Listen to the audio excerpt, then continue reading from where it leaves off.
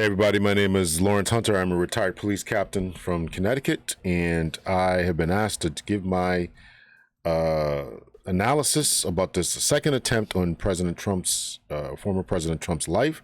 Apparently, they really do not want this man running for office, and unfortunately, it probably will not be the last time. I'm sure that they're certainly stepping up their presence here. So we're going to watch two videos.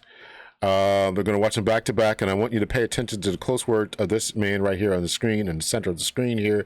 He is the acting director of the Secret Service. I'm sure we all know the debacle that happened with the first attempt on President Trump's life, and how the Secret Service really screwed the pooch on that. And as a result, the director then stepped down, and so he is the acting director. There's a couple of key phrases I'll want to pause, so we'll take a few minutes and we'll roll through this. So here we go. This is the acting director who's about to speak. Yesterday afternoon, this country was reminded of the heightened and dynamic threat environment the United States Secret Service and its protectees face on a daily basis. Immediately following the assassination attempt of former President Donald J. Trump on July 13th, the Secret Service moved to increase assets to an already enhanced security posture for the former president. In the days that followed, President Biden made it clear that he wanted the highest levels of protection for former President Trump and for Vice President Harris. The Secret Service moved to sustain increases in assets and the level of protection sought. And those things were in place yesterday. In other words, they stepped up protection as a result of the past, and that protection in their minds worked. A couple of things that are about to come up, I really want you to pay attention to the words and the phrases. And, we want to think about, I'm going to run through this about the escalation of the use of force, things along those lines. And just think about, police officers. I just want consistency. I'm not saying that police Secret Service did anything right. I'm not saying that they did anything wrong, but think about your loved ones when you think about, what happened here.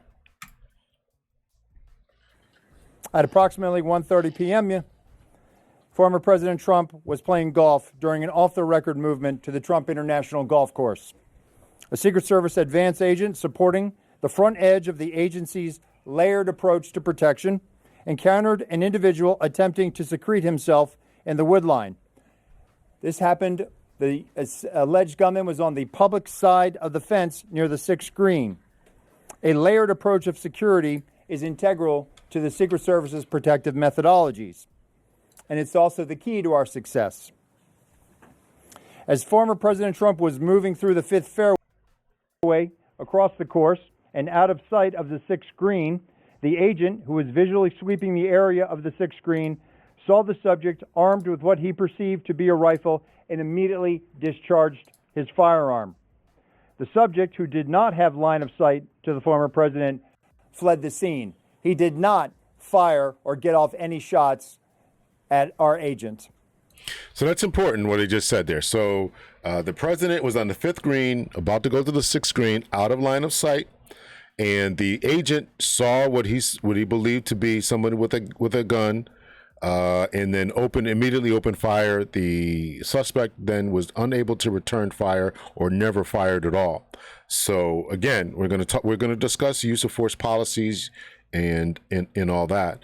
But I just want to draw your attention to that, and think about, the times when officers say that they thought somebody had a gun and it was really a wallet, a knife, a cell phone, or knife's probably a bad example, a cell phone, a lighter, something that is innocuous, a pen, things along, they just reached such and such place, and the officers shoot, kill, everybody's sad, and all that. Now, in this case, they were absolutely right. The agent was absolutely right. So we give him kudos for that.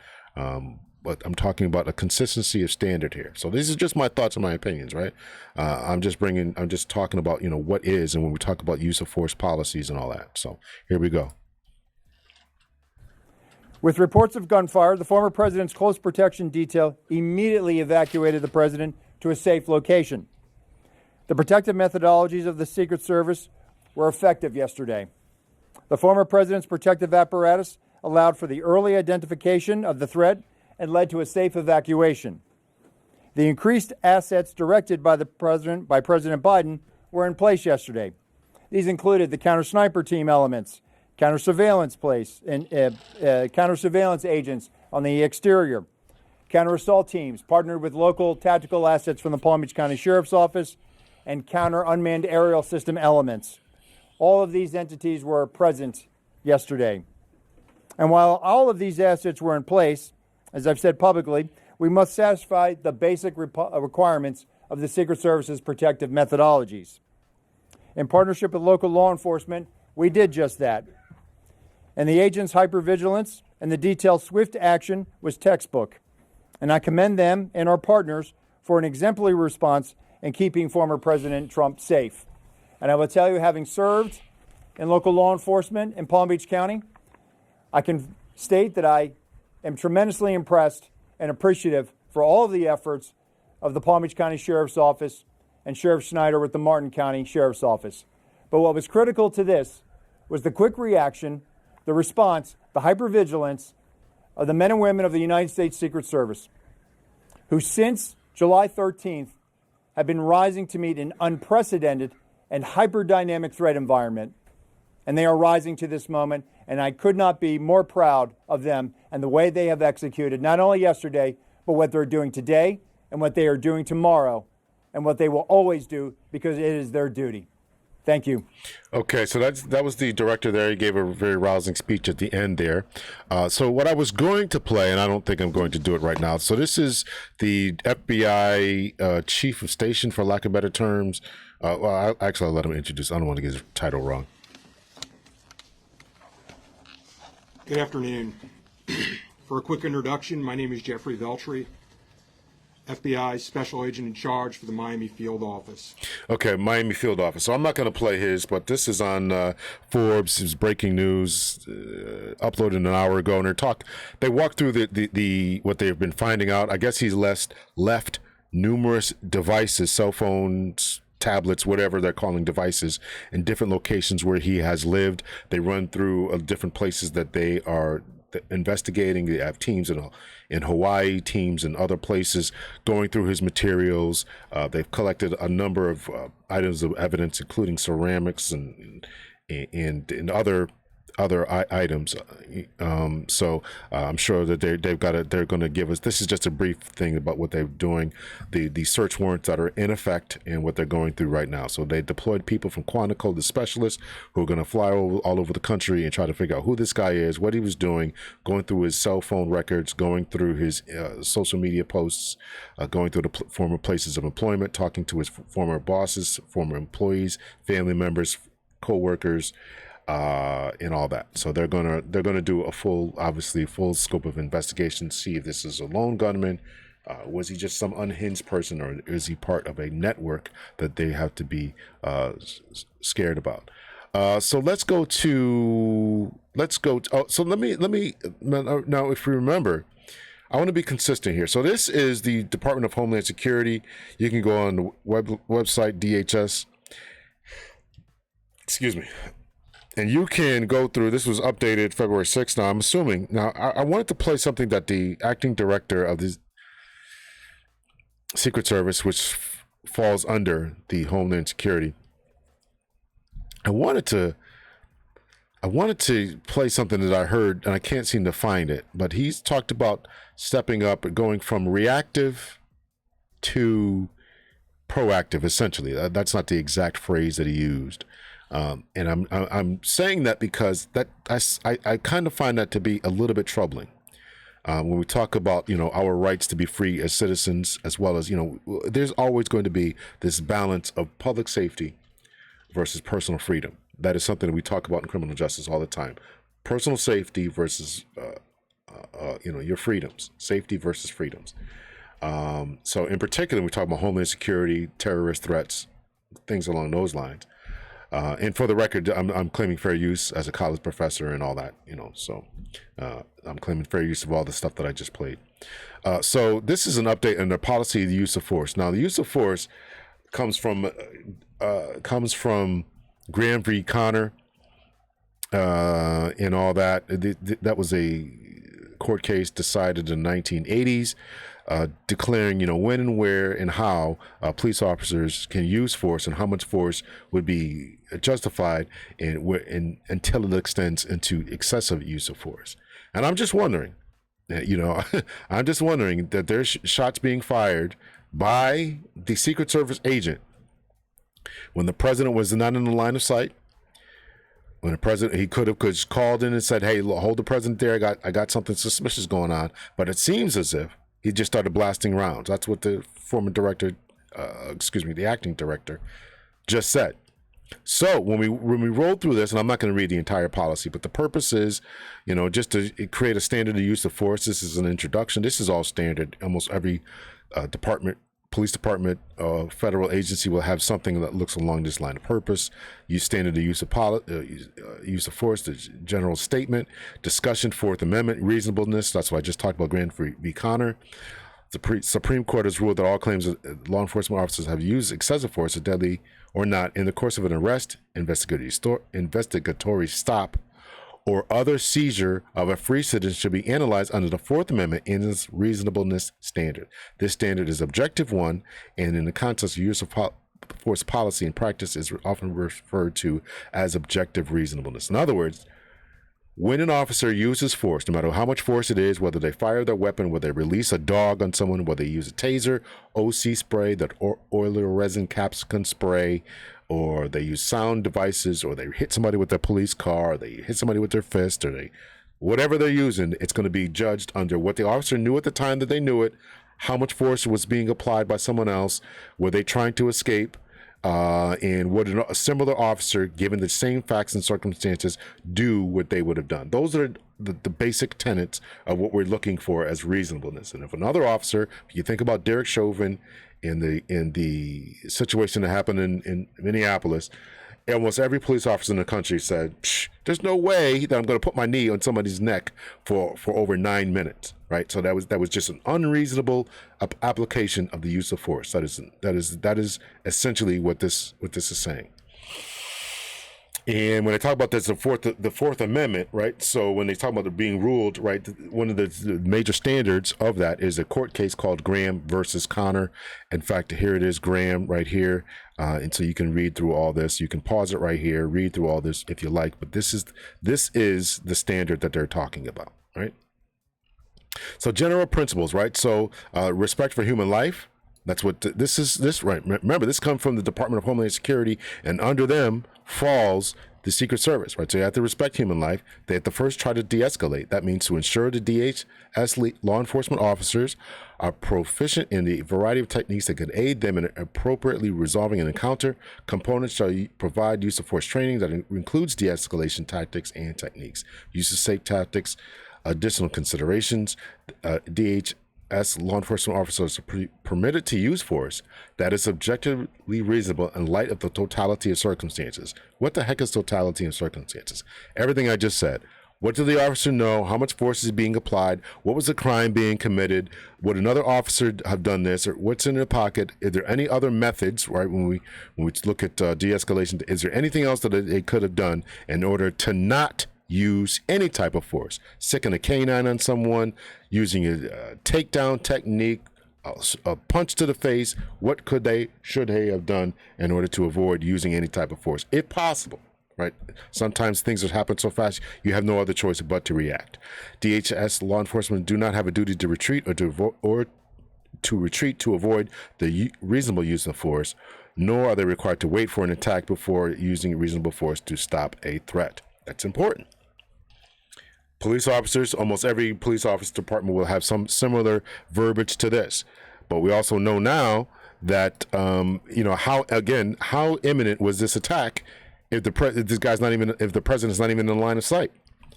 I'm just asking a question. DHS law enforcement officers are permitted to utilize force against an animal if the animal poses an immediate danger, right? That means they can shoot a dog if you sick a dog on a DHS officer. Warnings: when feasible, prior to the application of force, discharging a firearm is the application of force. It is the use of deadly force to the highest level of force. There are levels to force, and officers' mere presence, particularly a police officer in uniform, is the lowest level. When you you call the police on someone, and so I want someone to leave my house, and the police officer shows up before he says a word, that you have called for the use of force. Before he doesn't even get a chance to introduce himself, you are now being forced out of the home. His mere presence is a show of force. Then the next level would be the officer saying, hey, listen, you got to leave this residence. You can't stay here. Please get your stuff and go. That's another level of force being told. Next level would be the application of force, putting your hands on him. Listen, sit down, go over here, escort techniques, officers actually put their hands on someone. Next level would be joint locks, manipulations, and it goes up from there. There's the use of dogs, OC spray, impact weapons, OC spray, batons, taser, electronic conduction devices. That's all what that would be. So when you get a chance, you have to give a warning. We don't know if this was given in this case. We just know from what the director said that just started firing. As exigent circumstances, that means extreme or emergency. In emergency situations, for self-defense or the defense of others, DHS law enforcement are authorized to use any available object or technique in a manner that is objectively reasonable in light of the circumstances. So that means if the officer's losing a fight, he or she doesn't have to lose consciousness. They can pick up a glass bowl, use a sharp instrument, to save their life. After the application that they have to use that to try to save your life. Warning shots, disabling fire, less lethal devices. So this runs through all that. Exceptions, warning shots. Only people that can give warning shots are maritime, U.S. Coast Guard, disabling fire, safety considerations, deadly force. As with the use of force, a law enforcement's use of deadly force must be objectively reasonable in light of the facts and circumstances confronting the law officer at the time that the force is applied. I'm going to tell you right now, having done investigations both as a supervisor and as a commander of the division, I don't think that this officer was justified in his using force. Based on what I know, of course, there's going to be more. They got to talk to witnesses. They got to get testimony from the person who was shot at, the officer who discharged his weapon. Maybe there's cameras. But the guy wasn't in line of sight. He could have radioed and said this, that, and the other. Was the muzzle of the gun pointed directly at him, or did he just see it sticking out? All that's going to be taken into consideration. So, a DHS law enforcement may use deadly force only when necessary, and that is when the law enforcement officer has a reasonable belief that the subject of such force poses an imminent threat of death or serious bodily injury to the law enforcement officer or to another person. So if the muzzle is pointed at me, he's absolutely justified. If he's waiting for, as they're investigating, an attempt on President Trump's life, that man's on another green, out of eyesight shot. So more investigation about that has to come. I just want to point that out. Going to be interesting. Going to be interesting to figure out. I'm sure there's going to be an internal affairs investigation, whatever their equivalent would be. I highly doubt that they're going to take my view, but I think that based on what he was going to say, I'm sure that they're going to say he was absolutely justified based on what would just happen back in July, but I can't see how that would be. Here's everything we know about the apparent assassination attempt on Trump. Former President Donald Trump was targeted in what appears to be an attempted assassination on Sunday afternoon, the FBI says. A suspect, Ryan Wesley Ruth, I always got three names, is in custody after being identified as a man seen with a rifle at Trump's golf club in West Palm Beach, Florida. The incident began around 1:30 p.m. Eastern Standard Time on the Trump International Golf Course where the former president was playing. It ended miles away. Ruth's vehicle was spotted on Interstate 95. It occurred 2 months after Trump was wounded in an assassination attempt in Butler, Pennsylvania. I do have water. The other, I can't remember. I watched the other video, but I can't remember if they said that this was an unscheduled trip by Trump. So it was not on his calendar. So a question has to be asked. How did this individual know he's going to be there?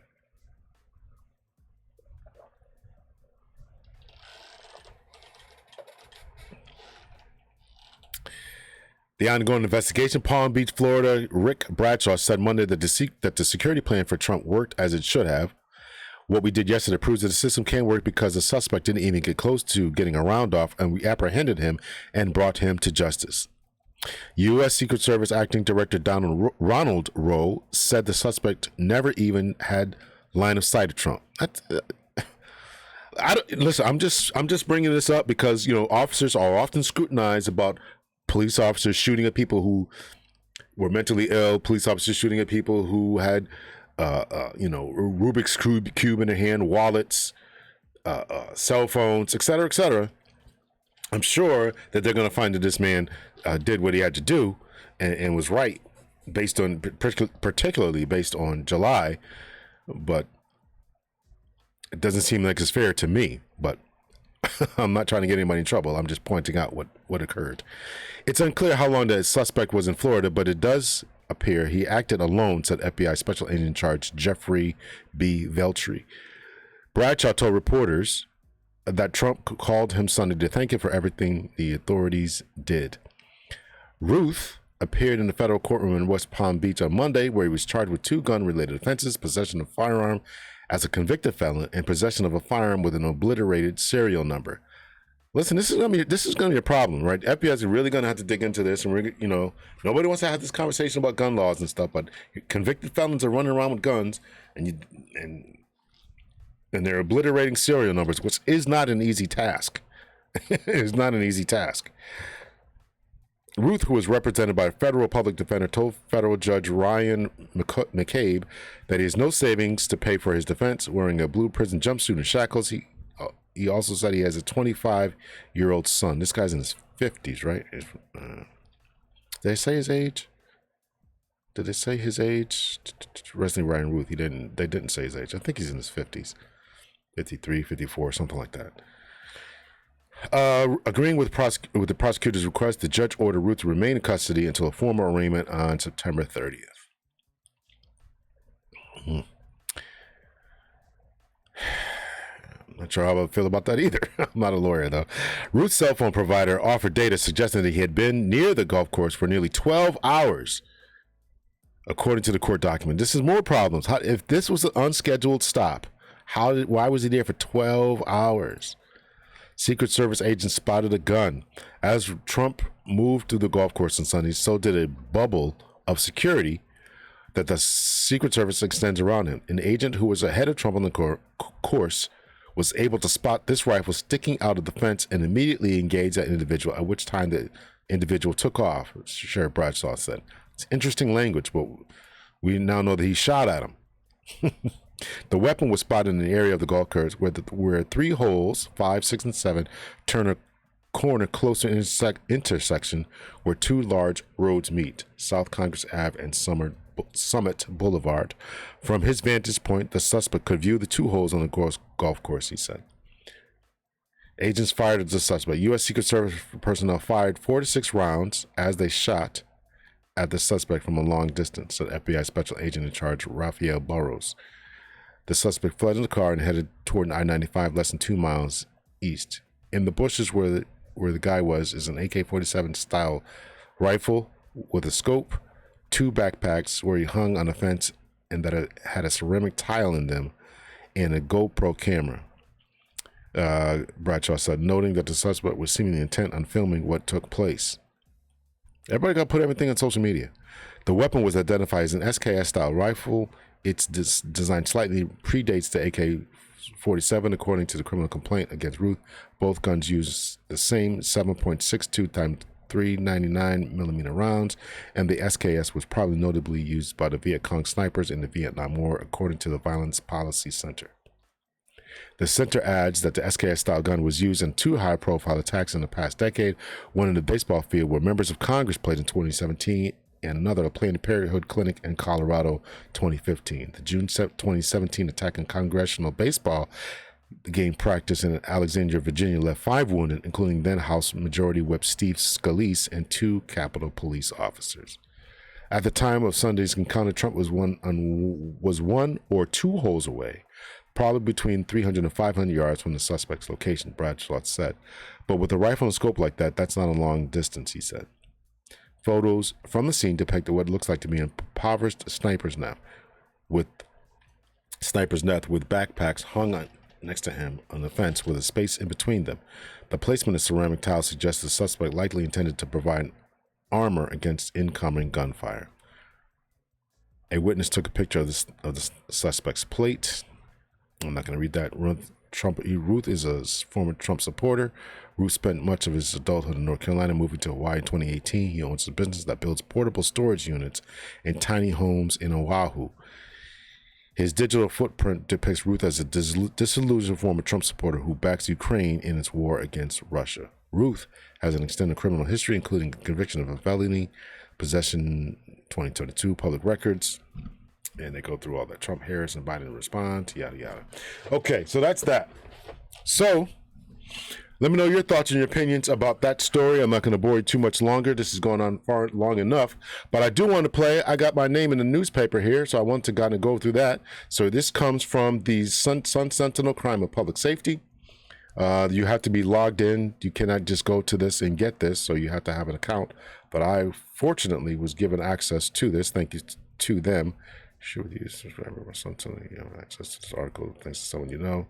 Yes, so someone gave this to me. So this is the Tyreek Hill situation.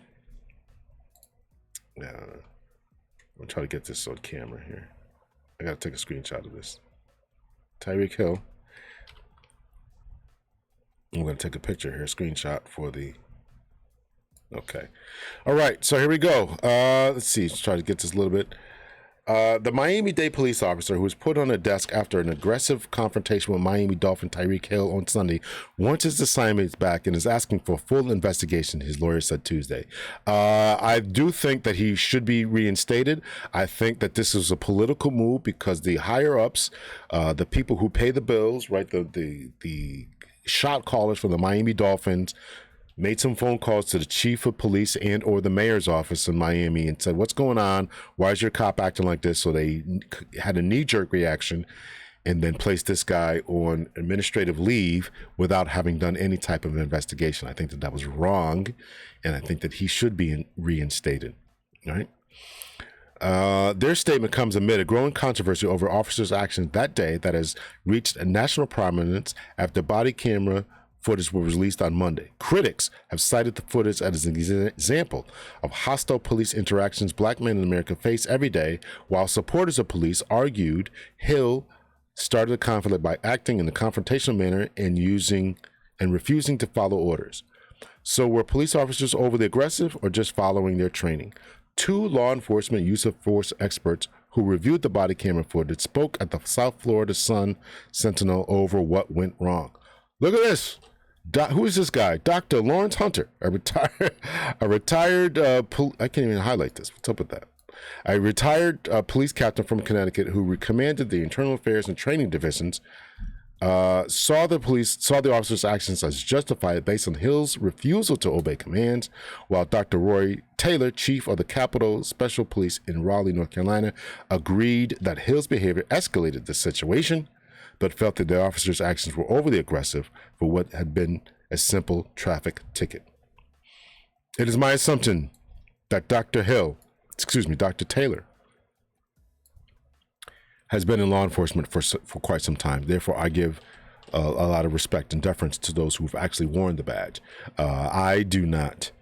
Let me try to word this correctly here. There's a lot of people who teach criminal justice classes, who are lawyers, who are anthropologists, sociologists, etc., who've never worn the badge. So if you've worn the badge, you have my respect. So Dr. Taylor agrees that Hill's behavior escalated the situation. I can't highlight this, but here, I don't know if you can see that here, but he escalated it. So when there's an escalation, I just read to you use of force policy. I just read that to you. So when there's an escalation, you can escalate. So, none of this would have been escalated had not Hill started. So I agree with the first doctor here, the guy from Connecticut. Certainly, we want our law enforcement officers to be courteous to people as they possibly can be, he said. This is not anything personal, what we're trying to do when we enforce traffic laws. So we don't need to make it a very negative reaction because it's already going to be negative. The officer seeking reinstatement, Danny Torres, a 27-year veteran, was one of several seen on body cam video stopping Hill a short distance from the Hard Rock Stadium, where kickoff for Sunday's season opener against the Jacksonville Jaguars was just hours away. Fans walking to the stadium witnessed part of the incident. In the video released Monday, police could be seen arguing with Hill over his reluctant compliance with the stop. One officer threatens to break Hill's window and orders him out of the vehicle, where he was taken to the ground and handcuffed behind his back. He was never arrested. Hill was given 2 traffic citations, one for careless driving and another for not wearing a seatbelt, and released. He was estimated to be driving 60 miles per hour according to the citations. What was the speed limit?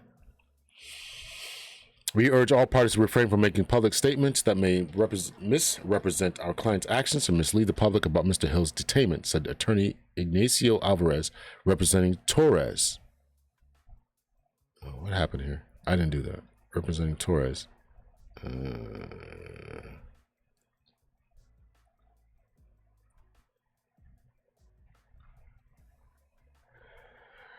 We call for our client's immediate reinstatement. The tinted window. The first interaction the scene to set the tone was the tinted window. A police officer walks up to the car and taps on the window in dark glass. Video footage shows. He rolls down his windows, knocks down the door. Like that, he says, "Why don't you have your seatbelt on?" Officer asks. Hill hands the officer his license and registration, then rolls up the window, obscuring most of his car's interior from view.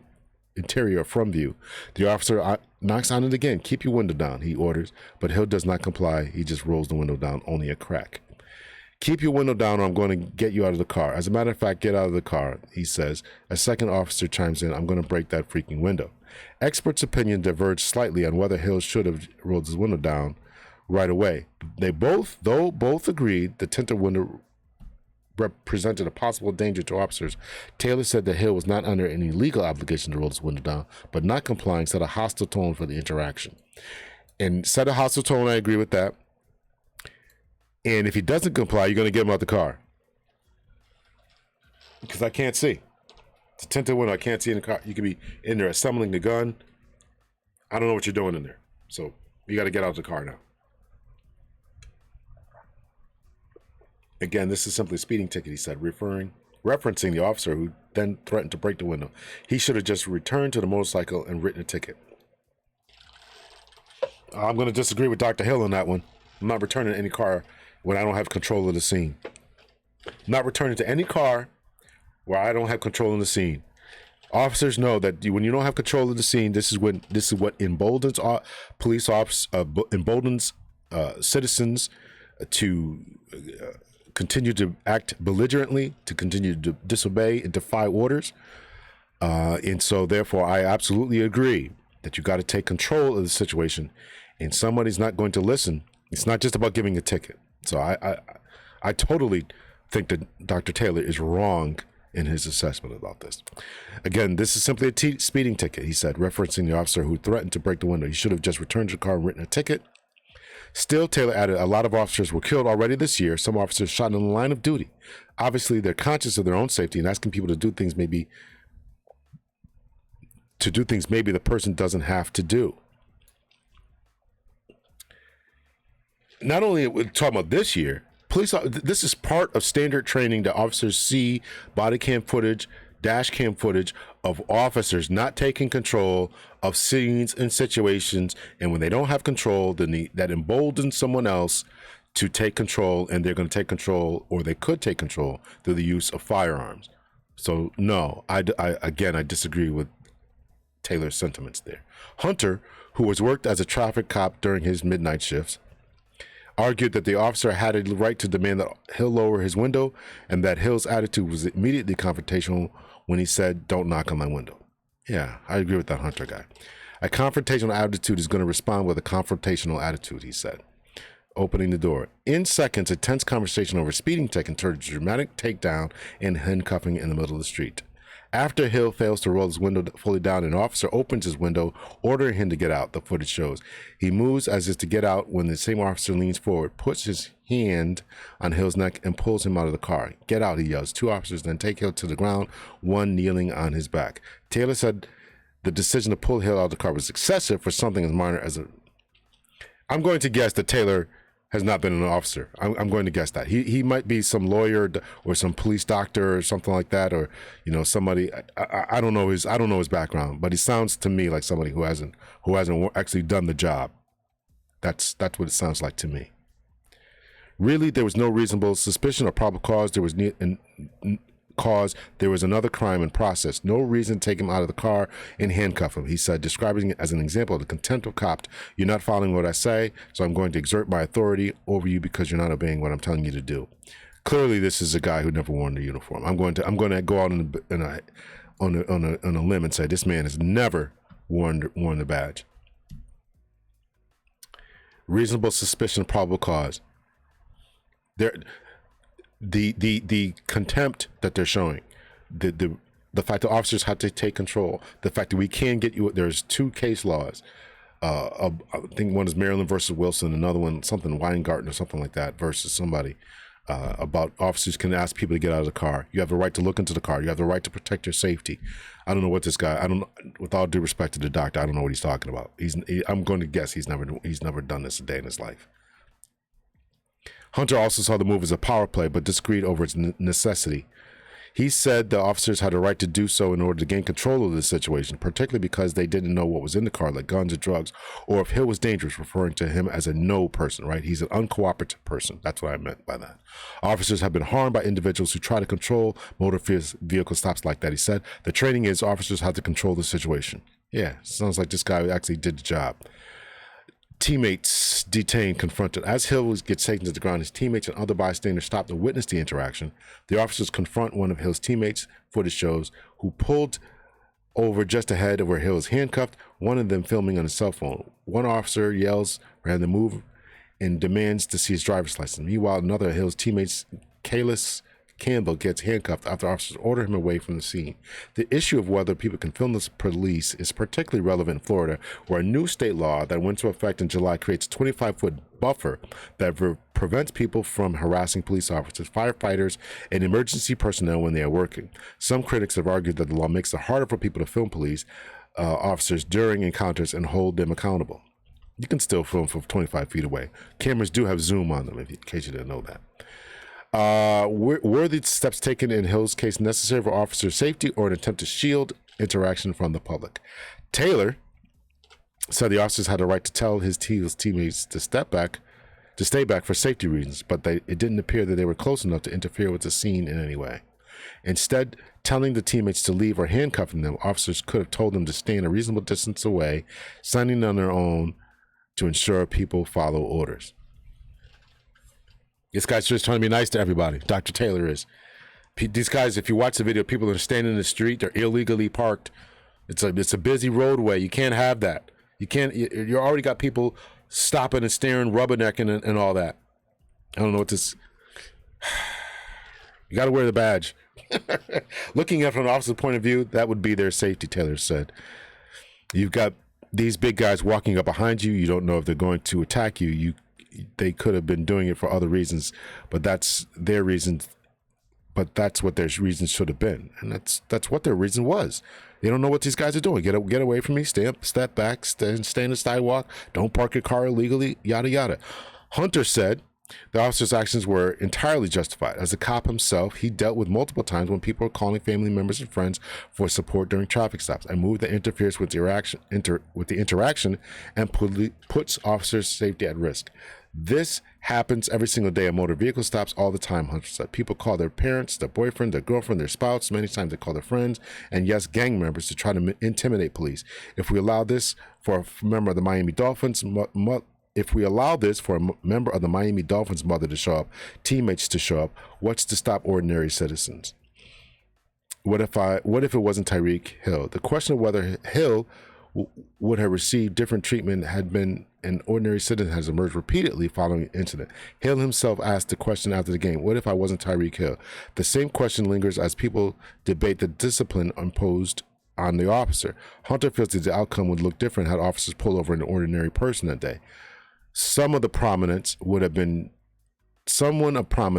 treated the same, but the average Joe plumber Joe the plumber, Mary the waitress would not have been. He said, I don't think the police department would have responded by placing the officer on leave. I think that puts a bad taste in the officer's mouths. Taylor said the level of discipline the officer deserves will depend on whether he has a pattern of similar behavior. So far, Miami-Dade police have not released the names of the officers involved, but the citations for the careless driving and not wearing a seatbelt were written by an officer named Manuel Batista. Overall, he said the incident has certainly not improved already strained relationships between the police and the community. We need to do everything we can to foster better relationships with the police we serve, he said. We're a public service. We're not occupying military force. We're there to protect people and property and reduce injury and death. And that's all traffic enforcement is about, making sure people drive safely. Spoken like a true politician, or some, because we all know it's about revenue. What is he talking about? All right, so that's that. So I just thought I'd read that to you, and all that. So let me throw your thoughts and your opinions about the Tyreek Hill situation and about what we talked about concerning the attempt on President Trump's life. Until next time, if you have any videos, you can always hit me up, send them to me. Much love and peace.